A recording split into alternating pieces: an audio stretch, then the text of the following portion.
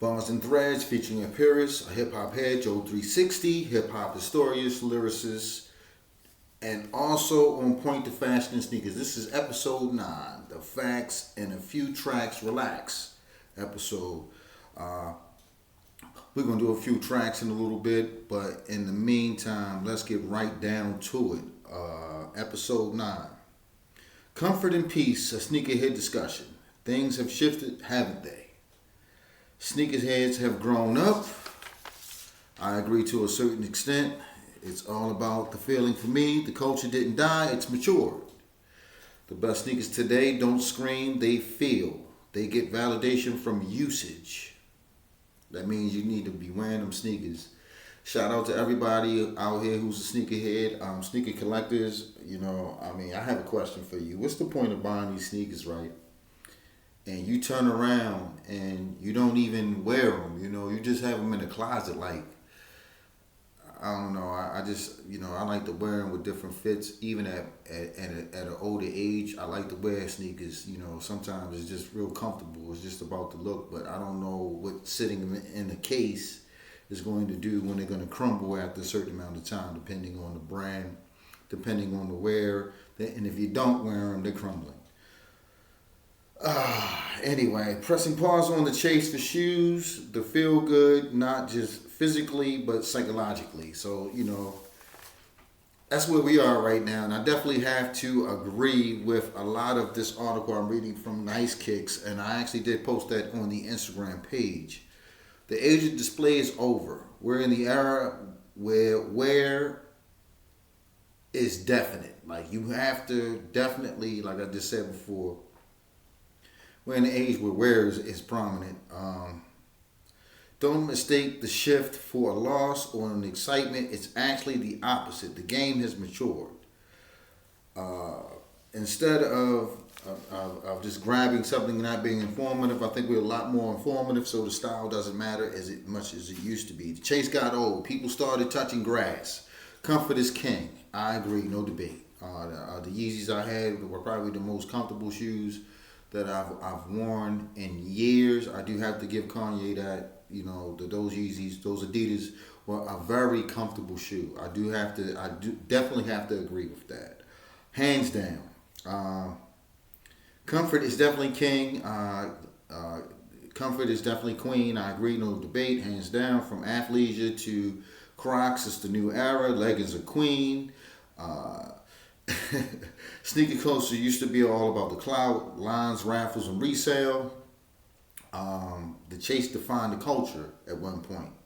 You can't get these was the flex. Like, it was almost like a big deal if somebody couldn't get the sneakers that you had, and it was almost like it was all about that, the flex of having something that nobody else could get, but then you be the only one with them, and then you ain't got nothing to match them because you didn't put out so much money to even find that shoe that you ain't even had the time or put in the effort to even match around it. So you grab that new blue Yankee.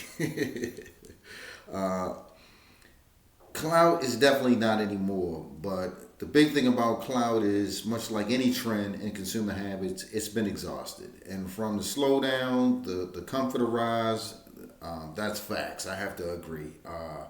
From the Asics to the Nike running to the Adidas Sambas, you got so much comfort out here now. Comfort has definitely taken the crown when it comes to stats. That's not no lie.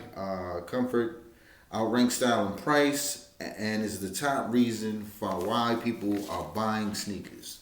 That is the top reason at this point. The shoes are still cool. The difference is we finally are cool too. Because the shoes don't bring the confidence. The confidence is in the person. So a lot of people, like I said, you got to be a sneakerhead. You got to be one of those kids or one of those grown men out here that just throw on the sneakers because you just like to get fly. It's not wrong with getting fly at no matter what age it is. It's not wrong with getting fly. A lot of people put up subliminals or some weird messages saying things that don't really make sense to me. Like, I saw this guy, he put up a actual interview with, I think it was Bun B. Shout out to Bun B, the whole Trill movement. I will be putting up more Southern music on my Instagram page. Check that out. And I'm gonna get to a little bit of the copyright too. But let me not jump around and get back to where I was just talking about. Bun B had made a statement talking about that Jay-Z has actually found the guide of sitting in these rooms and looking the way he does. No offense to Jay-Z. Shout out to Jay-Z, the whole Rock Nation. But what I am going to say about Jay-Z is Jay-Z is not sitting back, not wearing things that are very expensive. Jay-Z is also sponsored by Rude. Rude is very expensive. Jay-Z wears one-of-a-kind watches that are very expensive. Jay-Z has chains on top of chains on top of chains that are very expensive. And we're not talking about the old Jay-Z. We're talking about the new Jay-Z. So it's like everybody wants to find a way to come at somebody who's thoroughly into fashion. If that's their thing, then that's their thing. If a person wants to go out here and buy everything that came out from a designer to whatever it is, if that's that person's passion and that's what makes them feel better or whatever, that's their habit. We all have habits, you know what I'm saying, and we all have to go through some type of rehabilitation from habits. But you can't knock another person because you don't have it to do it, you know. So let's stop making comments about, oh well, fashion is this and you should dress like a bum because this person is rich and they dress like a bum. No, they're not dressing like bums. They're wearing Brooks Brothers suits. They're wearing things that are very high in fashion. So when you post videos, I think some of us need receipts. Have a receipt of what actual things are. I'm actually writing a coffee book with nothing but receipts in it. So I speak from a different perspective on wearing a lot of brands and just chasing, things that I like to be, that I'm into. But if you're into the content so far, I want you to subscribe, like, and comment. I'm moving on to the music. I want to get right down to it. We're talking about Bars on Wheels, Journey to Save Hip Hop, Papoose. I rated that one 4.5 mics. If others gave this 5 mics, I would definitely agree. But I just felt like that he just didn't have enough for everybody else. I'm not biased to just New York hip hop. I love lyricism in New York hip hop, especially when it's the boom bap, put it to the 2025 sound. I definitely like that. It's a vibe for me. But I felt like it was sitting right there on the verge. Lyrics alone was 5 mics. The production was good. It fit Pat well. To me, this album right here, I would say it was for a more advanced hip hop head. Lyrical masterpiece. Shout out to Pat once again, and Win Records. Next album I want to review is Flea Lord. Album's called Halfway There. It's produced by Jansport. I rated this one 4 to 4.5 because I just feel like that Flea Lord is like almost one album or 2 albums away from being a 5 mic artist. His legacy is really standing out to me at this point, and I'm going to give it to Flea Lord. Shout out to Lord Knows. You know what I mean? I want to let you know that the consistency is there. We see it. I post it. It's on the Instagram page also. If you haven't seen his albums, I just reviewed some of his albums not too long ago, and he just came out with another one. So Flea Lord and his consistency is definitely working his way, and like I said, he's definitely an MC to look out for. But this is very important. I actually posted it on the Instagram page, and it is about piracy. It is about not what I'm doing right now, because YouTube has already implemented things where if you film videos with copywritten music, that they're going to mute your page, or depending on the copyright and depending on the infringement, they will take you down. Now it's going to affect other platforms, and I did put that on the Instagram page. It's going to affect other platforms to the point where I can't gain like a substantial amount of, I would say, followers on Instagram, because if they take down all the music and the vibe, it's just going to destroy, the whole movement of what I'm trying to do. So, but that is definitely an angle that they are really chasing right now, and I think it's going to pass. I'm hoping it doesn't, because we're promoting artists more than anything, whether it's the old school, new school, no school. We're promoting the artists, and what we're doing is we're giving them a platform what bars matter. So I just feel like that it's a robbery to people who want the world to see these artists. Streams don't really make any money at all. So there's nobody walking into a store anymore and buying a CD, which I feel like that a lot of the people that are making having the viewership and the streams and the following and everything else like that are not necessarily the people that should be in the place that they should be in.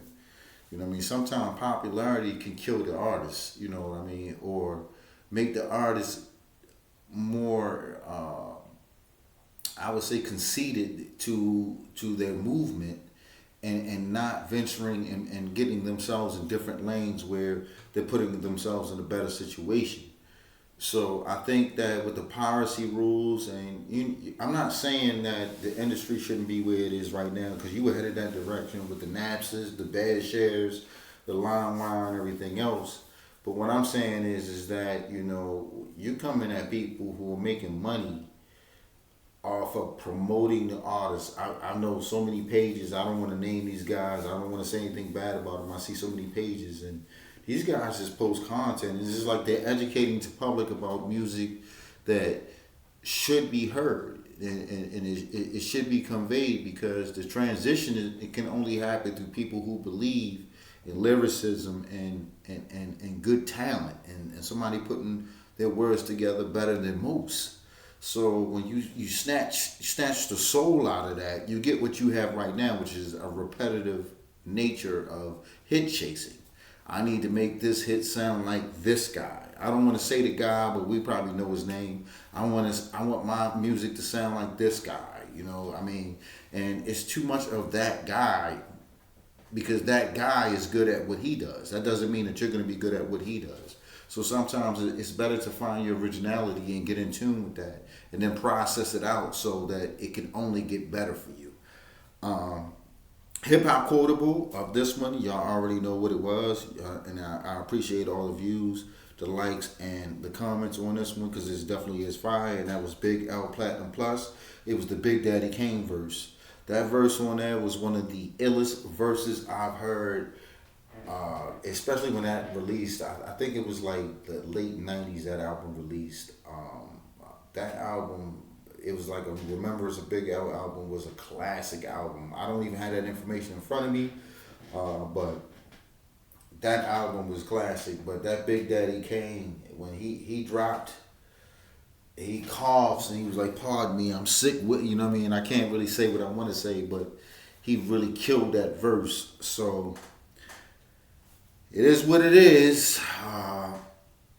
Headed to episode 10, which is the Fundamental Facts Friday, that it will be coming up very fast, because I'm not going to hesitate to pull the trigger on that one. I want to get that one out there pretty quick. And I'm actually going to make it a little bit more entertaining, and I will put some record reviews in there just to keep the content up, because I know a lot of people were like, "Yo, man, you coming from the beginning and then you coming up and we got to..." I get it, you know what I mean? But I kind of want to educate people too on the fact that this thing called hip hop lives, and we're going to get it back to where it needs to be at, and we're going to defeat what it's becoming. We're going to defeat what it's becoming, because we all need to have changes, and we all need to embrace certain things in life that make us who we are as individuals stronger. So on that note, guess what, y'all? I'm out.